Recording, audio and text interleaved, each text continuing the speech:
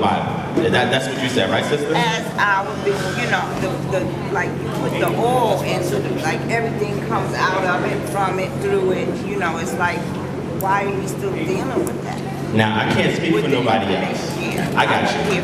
I can't speak for nobody else, but I look at it as a spiritual system. And because the way that I handle it, mythology, I deal with it from a method where I'm doing textual criticism to extract the things that's in it that can help benefit our people. So I'll give you an example of that.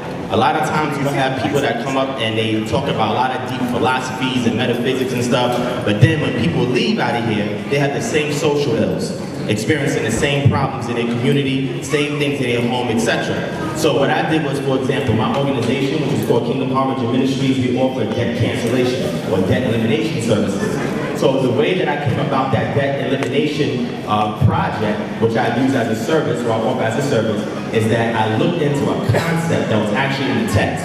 And that concept is called the Year of Jubilee. The Year of Jubilee has to do with the releasing of slaves. The Year of Jubilee had to do with letting the land rest. Because if you overwork the land, it will not yield its fruit to you. And at the same time, it was a way of alleviating your brother and your sister of a particular debt that they owed you or owed somebody else. So looking at this concept, I said, well, how can I take this ancient, deep idea and make it practical? So what it did was it taught me how to deal with the law in regards to contracts, because the text is dealing with contracts and covenants. So when I use that method and I analyze it into modern day society, I said, look, the principles is there, how can I make it real? And I was able to create a system to be able to look into contract law and try to find a way to alleviate ourselves of debt with the term called conditional acceptance. If you don't know what that is, you can research that. But that particular premise is actually in the text itself. So the thing is that if we cannot find anything in there that can solve our social ills, whether they're politically, socially, health, economics-wise, then we can leave it alone. But there is some solutions in there that we can use, then we can use it for other instances. Now, I'm not a person that's saying here, and I'm a proselyte or convert everybody and say, oh, you got to read this Bible. No, the Bible's for the people who subscribe to it. So if you subscribe to a particular ideology that has to do with a descendancy, I got you, I'm going to wrap it up. That has to do with a descendancy, then what you're going to do is that you're going to lock into a cultural paradigm, because that cultural paradigm gives you the safeguard from foreign entities from coming in and being able to usurp what the people have for themselves. So brothers that I know up here that I deal with West African spirituality, deal with the Kemetic system. I have no problem with that. That's what they subscribe to, that's fine. And on top of that, I learned from that. You understand what I'm saying? But I found a paradigm, gotcha. I'm still not hearing the answer to my question.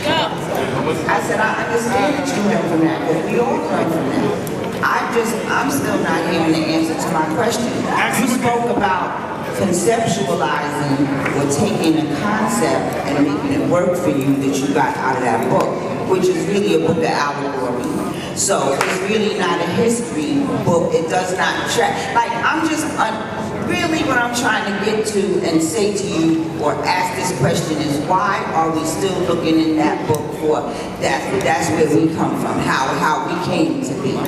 When we have so much other proof otherwise. Like, I don't understand. For me, the truth resonates within me, so I know it when I hear it. And like, there's just so much stuff in there that I just don't hear. I'm sorry. And I'm just trying to get to why we are still trying to justify ourselves in that book. Okay, and I'm gonna try to respond again, and I'll pass the mic. And I think, yeah, I'm not saying it wasn't a good question. I got you, Dr. Mahai. It's an excellent question. And I'm not saying here arguing and disputing her concern in regards to that. But what I'm saying is that it's a cultural paradigm for the people who subscribe to a particular ideology. What I'm saying is that it's not going to work or resonate with everybody. It's not going to be a spiritual system for everybody. So I try to give you a practical reason as to one of the methods of why I still utilize it. And I explain that to you, not to go more in depth, but that's not going to permit for time to do so. But if you want to get more information, you can definitely look me up on YouTube, and you'll see a lot of the information that I put out there, especially on shout out to Sinetta TV, and then you'll see more in depth as to how I go through and I decipher why I still use it. Even one of my first lectures on Sinetta was, does the Bible provide insight on the condition of blacks in America? And if you go back and look at that video, you'll see that I took several angles to see if there's anything or any substance in that text that can be validated outside of it, number one. And number two, that we can extract a precept in order to solve a social ill. So I'm going to pass the mic from there. Hopefully that answers your question. Just pass the mic back to me first. I take care of the panel. Come on, let the elders go. My point of view is different here. Why do we study the Bible? Why are we still dealing with the Bible? We're still dealing with the Bible because that's where so many of our people are. They believe in it, it is our responsibility, and it's primarily my responsibility to, since that I was raised on the Bible, I know it well. And it is for me to point out those fallacies, those untruths. There was never the killing of the firstborn by God. And if you feel that God kills the firstborn, you don't want anything to do with God, and you shouldn't want to be able to do it. It was the God of the Jews that said that you should kill the firstborn. We're having wars in the world today because of lies.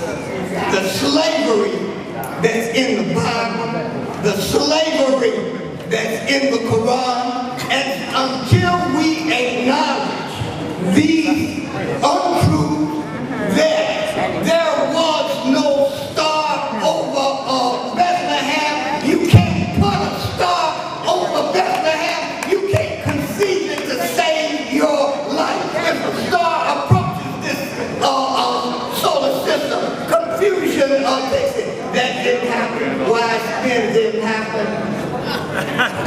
There was no baby Jesus. That's right. That's right. I'm gonna need y'all to don't be long-winded so we can get through some of these questions. Now, let this brother go because we got more people that want to ask the questions. Yeah, this Cameron, Tim Cyrus, I'm going to squad up. I want to say that most people don't let the Bible go because they can't let the Bible go. They believe in it wholeheartedly. A lot of people, they grew up, it's kind of like installed in them, so they have to uninstall it. So what happens is, even when they see falsehoods in the book, they still try to find things they can hold on to because it's hard to let it go. It's actually like, it creates a mental issue where you can't let it go. You even try to rationalize things that you wouldn't rationalize. So it's almost basically conquered by religion. That's basically what I have to say. I'm going to tell you directly why people can't let the Bible go. Because when you accept the truth, that means you must change. So when you've been living your whole life incorrect, and you 40, 50, 60, that means you got to change what you've been doing for 40, 50, 60 years. And that entails fear. And I'm going to give you the perfect example. When you come out the womb, if you have a water birth, the child can naturally swim. Now, I'm going to use this analogy to be symbolic to knowledge itself. Let's say if I would have been Sinetta's son, I'd have came out the womb into Kemetic books, dealing with the Armageddon squad, and I would have known how to swim around the world mentally. Now, what the Caucasian has done is he says, okay, when you come out the womb, I'm going to put a life jacket on you, and I'm never going to teach you how to swim. Now, this life jacket is the Bible. So you've just been floating in the water for 30 years with a life jacket. And then I come say, damn it, that's running out of air. Give me that. You got to swim on your own. And the Bible thumper says, well, damn it, I'm not letting this go because I can't swim. Why? Because I never had to actually use my own intelligence to live and tread water. So when it comes to why we're still dealing with the Bible, it's because we still not dealing with our damn self. You're dealing with a fictitious external source that's just keeping you afloat. And when you let that go, then that means, damn, I got to paddle now. So instead of paddling, fuck it, I'll be out there with the Zariac floating. Fuck it. So when you say, why are we still dealing with the Bible is not of ourselves, and that is the answer right there, because you're still not dealing with yourself. You cannot be African and love Africa, or not even because it's okay, some people don't identify with Africa. You cannot look at yourself and say, I'm brown, that man is brown, and somebody who looked like me had this ideology forced on them by someone who is pale, and I still try to find myself in this, period. That's right. Thank you. Thank you. That's right. Sis, I just want to address your question. Your question is, why are we still in the Bible? We are still in the Bible because we suffer from a mental disorder called cognitive dissonance. What is cognitive dissonance? Cognitive cognitive dissonance is this. It's the discomfort that you feel when you're presented with evidence that contradicts your beliefs. That discomfort you feel. So what you try to do is rationalize within yourself, right? So when you look at the Bible is nothing but institutionalized irrationality. So we're sitting there trying to rationalize this stuff. That a woman came out of man. That Eve was talking to a damn snake. That somebody was walking on water. That Moses split the Red Sea. You suffer from cognitive dissonance if you really believe that. You believe in fairy tales. But that's why, sis, we haven't come out in the Bible. People suffer from PTSS. They suffer from cognitive dissonance, which is a mental disorder. That's right. Well, I'm going to tell you, the minute I heard Captain Cesario said that 1 million men is going to come from the sky, crack the clouds, and come down and save us, that right there was the clue for us to throw that damn book in the garbage. I burned it all. If we got the weed smokers out there, you know what to do with it. Roll it up, son. All right, let's go. I think I really want to address this because a lot of us think we came on the Bible, but we haven't. We changed the terms, we changed this, we changed that, but our thinking is still Bible. Our thinking is still Muslim. That's right. Our thinking is still Christian. Right? We add information, but at the end of the day, it's some spooky shit.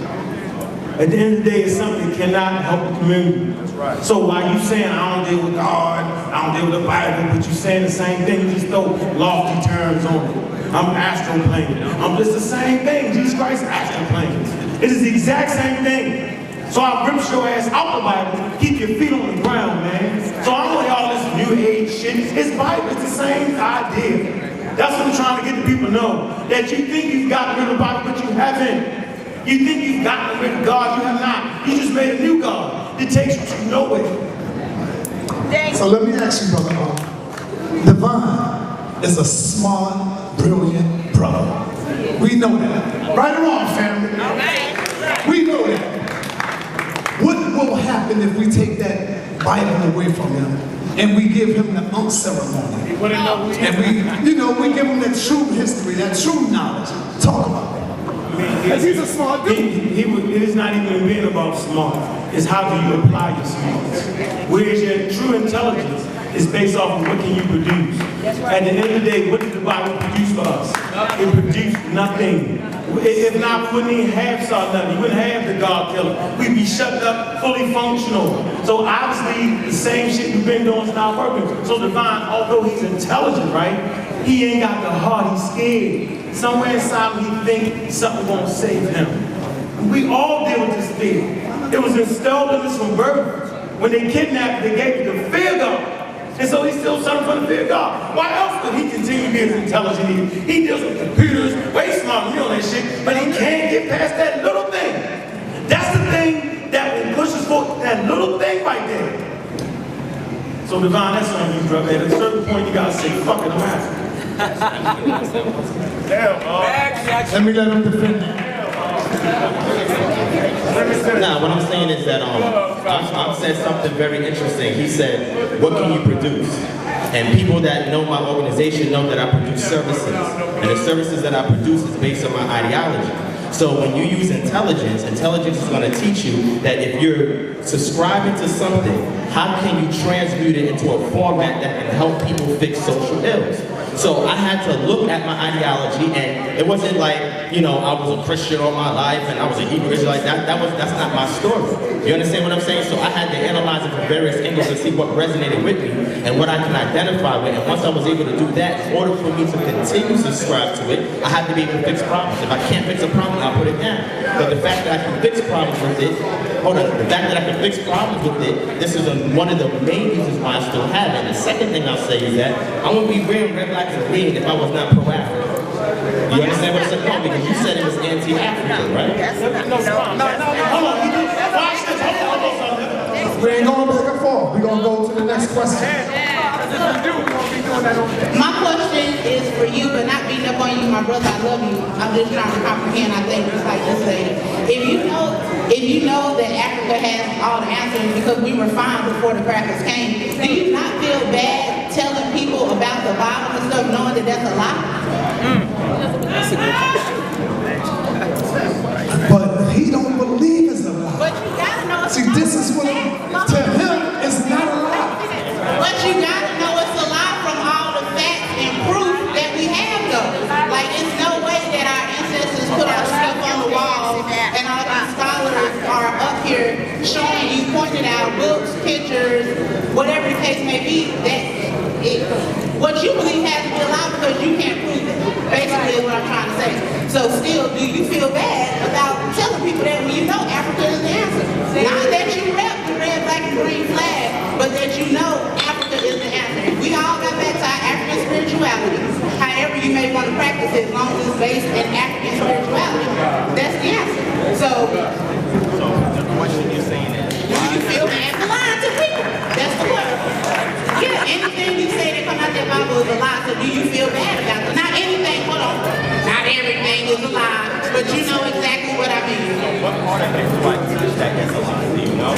No, I'm just saying in general though. No. I'm just saying because I'm trying to get clarity to understand her question. She said to me, Yeah, but we don't have to go into the particulars. I got you. 48, 52, John 22, I'm just saying. No problem.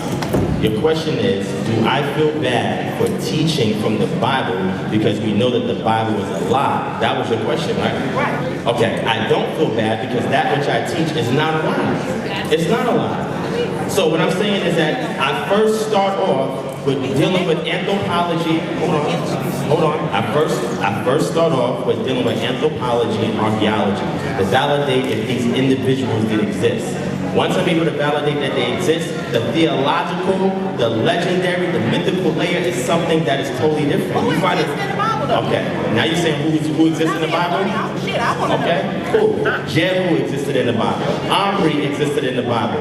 Hold on. Jeconiah. If you look in the Babylonian Chronicles, we see that he was given or partitioned amount of food when he was taken to captivity. Dawid was also mentioned in the Tel Dan Stella. I mean, I can continue. Hold on. Wait, hold on. Hold up. When they talking about is Jesus, Paul, Abraham, Luke, David. That's what they trying to ask. Now you're asking me that. Now that's a, so what I'm saying is I'm trying to establish a premise because she asked me that everything in Israel, that she changed it, she said not everything. And then she's asking who in the Bible is real. That's what she asked me. So wait. So I gave her from the archaeological record who can be validated to be real. Now again, if we're talking about a cultural class of people who's writing a story about themselves and they are writing about the particular characters, and what the people are saying in epistemology is that when you look at particular names, the name is a verbal noun, which means that it describes the character in epistemology, which means that if a person is writing a story and they're creating a name that summarizes who the character is, that is the element for us to say that this person did not exist. When we look at a historical person called Yahushua, we have various elements outside of the text itself that validate the existence of that person. Modern day academia does not argue whether or not he existed or not. They argue in what capacity did he exist. So let's go back to Africa. Whoever you talking about, when you find out who they are, do they go back to Africa? Is that the order? No, the people, that's what I'm saying. This had nothing to do with the Bible, but We're gonna move on. We wanna move on. Hold on. Now, hold on. We gotta get the sisters first. All right, let's go. Yes, peace and love to everybody on the panel. And the question Family on the panel, I gotta listen to the question. The question is Pan-Africanism a myth? Because to what I observe is that all indigenous people that come here to America, when I believe said it was like we're set is Pan-Africanism a myth? Because brothers and sisters outside of America, when they come here, they practice nationhood, and I find it that the Black American is boxed out of jobs and resources and opportunities. So shouldn't our focus be more on nationhood as opposed to Pan-Africanism? Because why would any other African people want to join forces or become allies to a weak and beaten, battered people? Good question. Good question. See, we spend valuable time when we come to present ideas on Side at a Studio, Side at a TV. I have the Black City Plan, Black City Sovereignty Plan. So if you're going to ask a question like that, we don't have to deal with nationality. We need to take over the cities that we are the majority population. We take over the cities, we take over all of the economics, we take over the schools, we take over the banks, we take over the police force, we take over the criminal justice system, we take over the judges, the DAs. That is Black power. Nationality is a distraction. Is a distraction because before you get national, you have to organize on a local level, right? So let's just move on. I don't think anybody else has to answer that question. The fact of the matter is that if we can't take over these black cities, cities is the basis of all government, right? And I don't want to keep going over stuff that we've already solved on Side Netter Studios.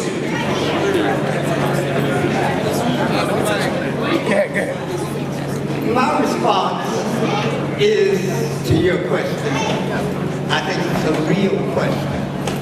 It's a question that most of us don't like to deal with because we think that it is divisive among us. But when we see people come into this country from other places, they put us into that position.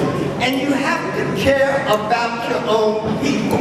You have to care about people who nobody else is caring about. If somebody comes here from Kenya, they will associate with their Kenyan people and they will look out for each other. That's right. We don't have people that look out because we tend to identify with the continent as a whole. We like Pan-Africanism, but we have to live in the real world where we're at. And so I don't want to discount your question, sister, but I'm not prepared to say that we have a good, clear answer to that question and understanding. But what he says is absolutely true. We have to think about taking over things that belong, but you can't do that until you really develop a common ideology, and it's very difficult for us to do that. But conferences like this help us move in that direction, and so we should foster as much of these kind of conferences as we can. Okay, thank you. Very good. Great question. They simply, Europeans practice the same type of thing. Hey sister, you know the Europeans, whether they German, Irish, they practice the sort of isms. They all work together. And the Pan-African thing is basically designed for Hebrews, Moors, different African tribes. Say, you know what, we're going to slide it over here. And we're just going to work together for Africans all over the world. That's where the real power is, right? It's identifying with being African and working together. So is it a myth? I'm saying, yeah, it's a myth right now, sis. Yes. And now, hold on, wait. And this brother will tell you, if you deal with the meta lecture, it did what? And the valley didn't have, that's the Pan-African movement in the valley. Did y'all know that? Tell them, am I right? Okay, all right. This is something I would really love to address in regards to Pan-Africanism and in relation to ancient Kemetic.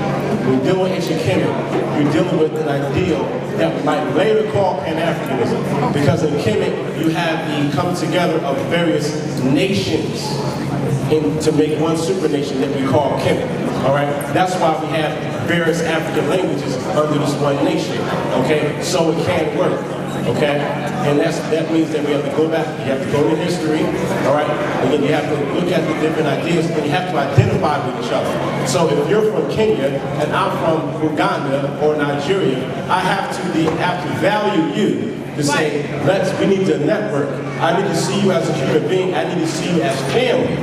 All right? And that's the basis of economics. The basis of economics is not money. The basis of economics is your ability to identify with the other person. Do I love you? Do I value you? So that means I'm going to spend my monies with you. So if I want to get, let's say, shea butter, all right, from Ghana, I'm going to walk all the way across town to get it from you and pay the extra $1 instead of walking down the street and taking it from the Koreans. Okay? So once you get that kind of mentality, and again, you may be from Ghana, but I may be an African American. but I see you as my brother or sister. That's the basis of it, all right? So once you work on the ground level, then we can spread. Does that answer your question, sister? Yeah.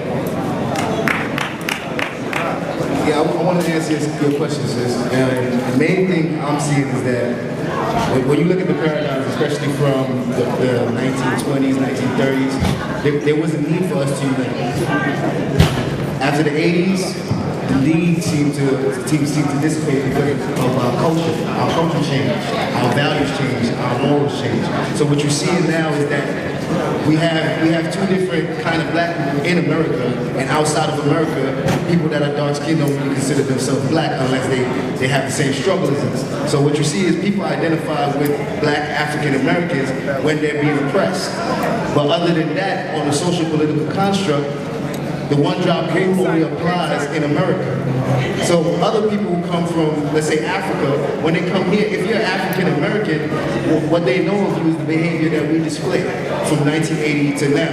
And that's no more Martin Luther King, there's no more Malcolm X, there's no more positive Sidney Poitier, stuff like that. It's Lil Wayne's. And so right now you're going to get negative aspects from both sides anytime you're dealing with black Americans, because we have the way we felt, we went back. We don't know who we are. We don't act like we know. We don't identify with Africa at all. And right now we're thugs, we're niggas, and that's what we have.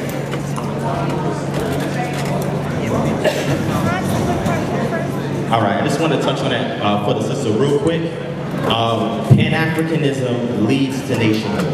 And the problem is that when we're not able to identify this term Pan-Africanism, a good definition is Pan-Africanism is an ideology and movement that encourages the solidarity of Africans worldwide. It is based on the belief that unity is vital to economic, social, and political progress and aims to unify and uplift people of African descent.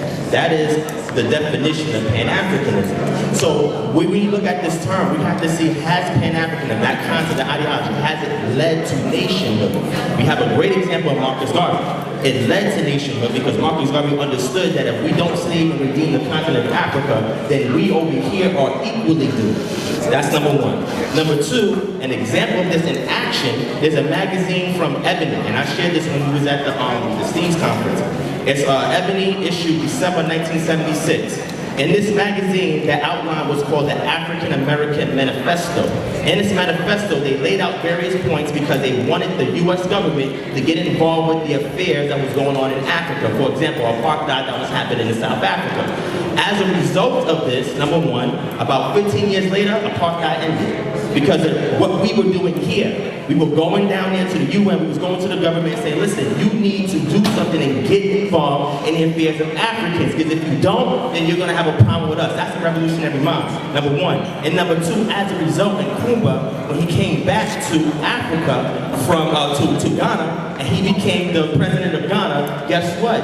He enacted Pan-Africanism, and as a result of being influenced by Pan-Africanism, now he opened the door for us to go over there to get dual citizenship. He has programs for us to get repatriation so we can share our resources and our skill sets back over there to Africa to help uplift and build the community. And the final solution was the African Union. When you look at the premise of the African Union, the reason why these African states banded together is because of Pan-Africanism that happened in America, because of solidarity of us here playing a role in our concerns of what was going on in the continent of Africa. Next question. I have a question. So, collectively as a family, I think I speak for a lot of us family members who hear on a daily basis, even in this powerful conference, you're wrong, you're right, you're wrong, you're right, you're a nigga, you this, you that. Do any of you foresee in the future we can come together collectively, despite all of the many different ideologies that we have, come together as one body and fight the real enemy instead of each other? Handle the enemy, deal with in-house shit later. Good question. Great question. All right. First, I want to clarify the sister's question. Now, when you say collectively, do you mean members of this panel or come together as a race? Collectively, I mean that we are and this is why. We have this collective mindset collectively, and it sounds great in theory, that everybody's going to come together and everybody's going to be happy and we're going to one day unite and trample over the white man, right? That's what everybody would love to happen, right? That would be awesome. That would be an African utopia. Get it out of your mind. Because it's not going to happen. I'm speaking real right now because Marcus Garvey told us all of us ain't going to make it. He told us some people in his repatriation program were going to stay here in America because he didn't want them to travel with him back to the homeland. And the great elder and the great ancestor now was right. Some of these people suffer from cognitive dissonance, suffer from Stockholm syndrome, suffer from all types of mental disorders that are a result of the great tragedy of the Ma'afa, and they're not going to get it. You cannot evangelize everybody. As soon as we come into consciousness, we spread out through the community, spread this knowledge, right? It's about Kemet or about Moors, about Islam. Try to wake our people up because we want to see our people succeed. We love our people, but everybody is not going to get it. So what we need to do is pull together our resources of the people we have and the people that we know that are ready to fight and get together with economics, get together with some land, continue to share knowledge. Not saying give up on people because you're still going to reach some people, right? But it's going to come a time where we're going to have to fight. And it's going to be people that look like me and you that's going to be in your way. I understand that. That's what I meant. Us fighting together, despite the different ideologies that we have. We already know some ain't gonna make it, some ain't gonna get it. But as fighting on the battlefield, are y'all brothers willing to stand on the battlefield and fight the enemy? You can't take a water gun to the battlefield though. A lot of people take water guns. I ain't trying to hear that shit. Can't take a water field to the you gotta take the goddamn truth. Either your weapon works or it don't. No such thing as alternative medicine. Either the fucking medicine work or it don't.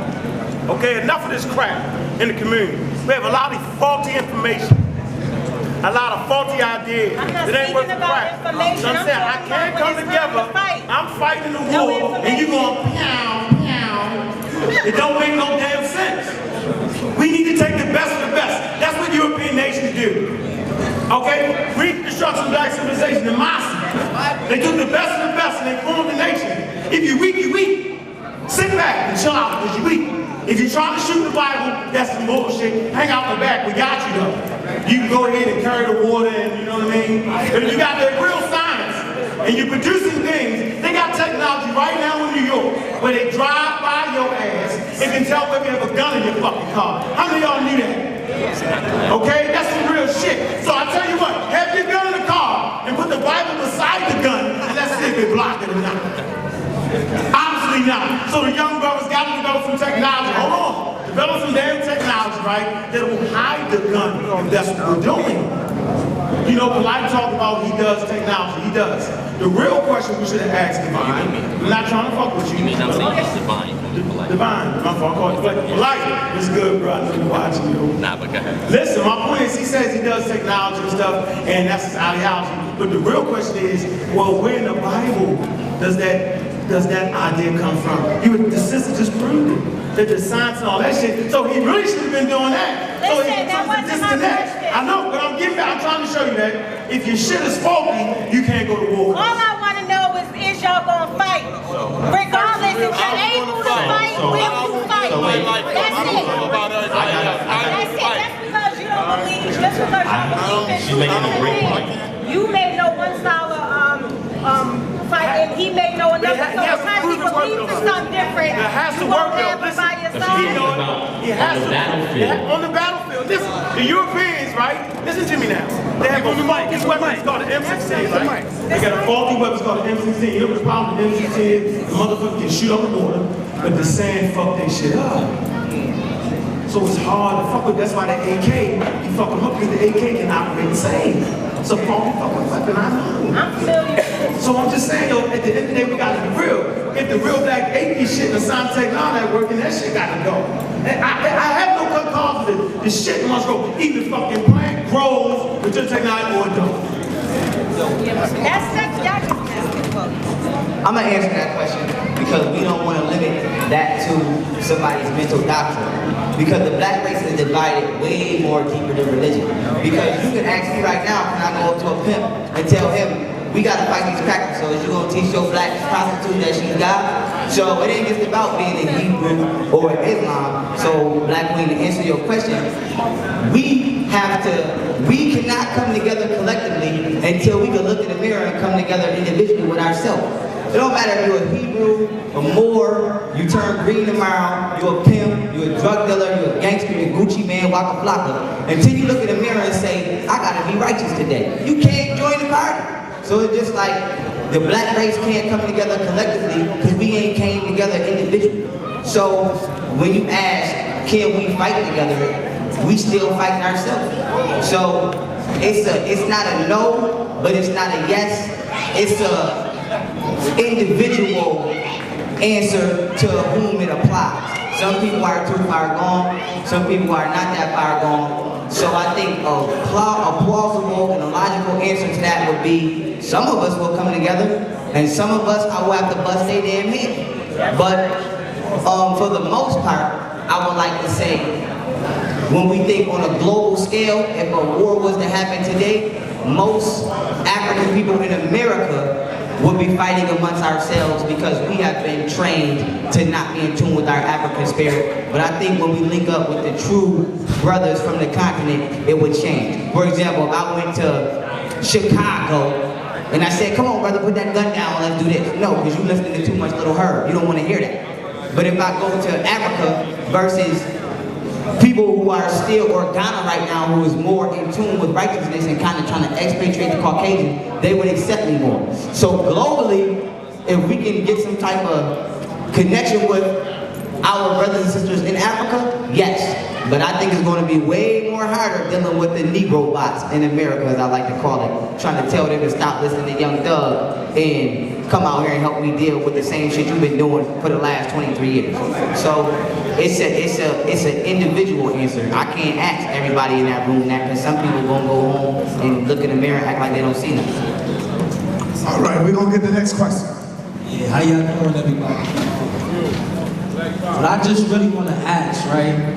Because we all gathered here today, and everybody is here for a common purpose, but what I really, the point that I want to bring across is, how do we really expect, because it's a war, we all know that it's a war, right?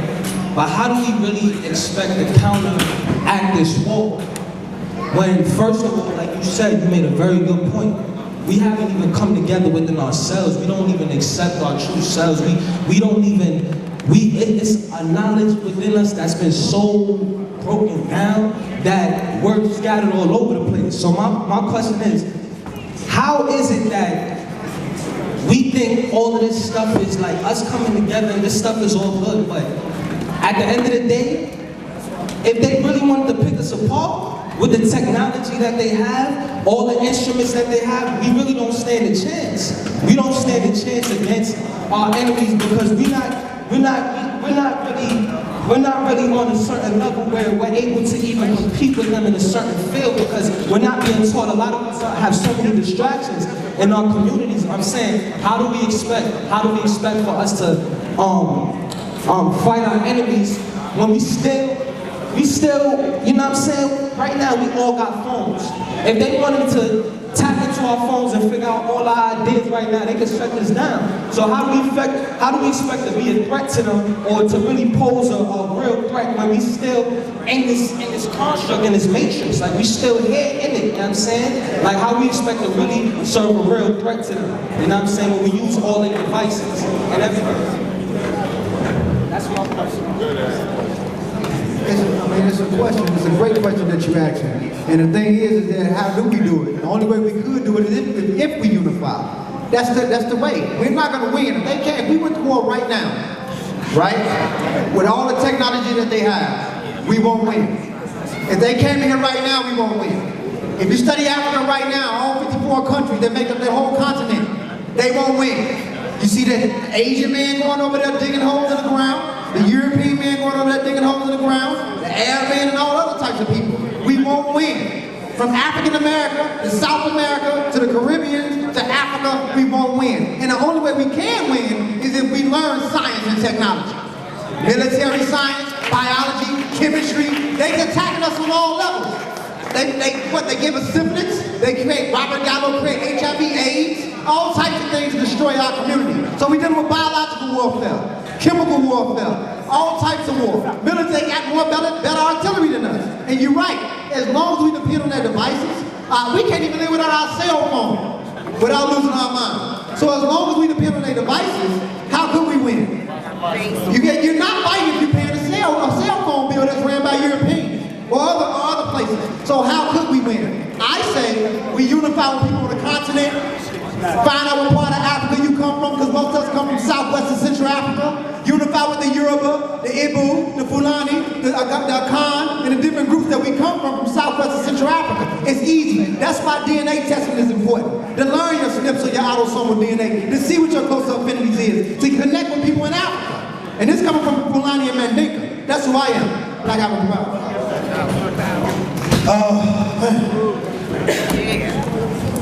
The reason why we ain't gonna win is because we keep putting in our fucking minds that we ain't gonna win. I'm tired of this punk ass talk. Not my brother. But I'm tired of this punk ass talk, man. We can win, family. All you gotta do is put it in your goddamn mind that we can win. Stop always saying we can't beat this cracker. He got this technology. We can't beat this damn cracker. He got the missiles. We don't hear the fucking Arabs talking like that. They talking about, they living this shit, freedom or death. You see? They talking about freedom or death and they living it. Let's stop this punk ass shit, man. We can win. Put that shit in your psyche. We can win. Let me hear y'all say it. We can win. We can win. All we gotta do is strategize and come together like my sister was saying. Man, look at it. Look at it. They all come and attack that. We can win this fucking fight, y'all. Hold on. We can present it. Can we win? Can we win? Goddammit, we winning, goddammit. We win. Can we win? We winning. We can win. Hold on, man. Hold on. We need to use this. Hold on.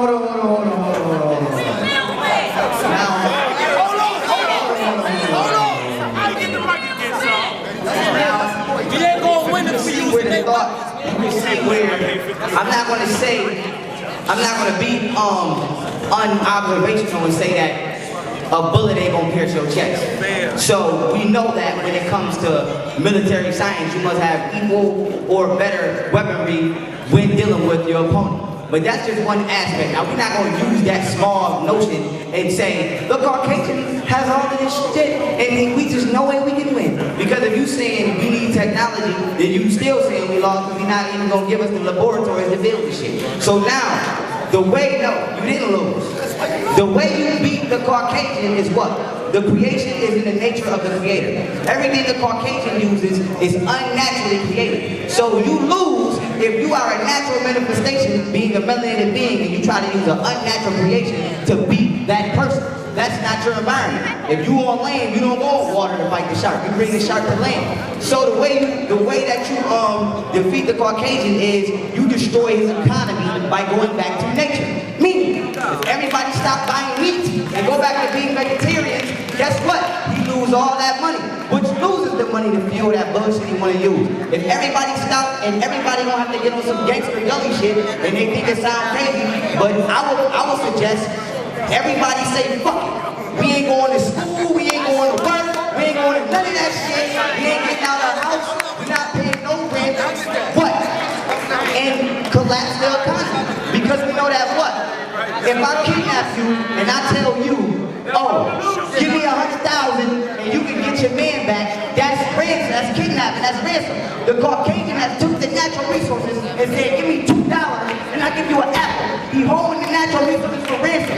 So when you engage in his economy, you are helping him enslave you. So until black people say, nigga, fuck you, I'm not going to work, bitch.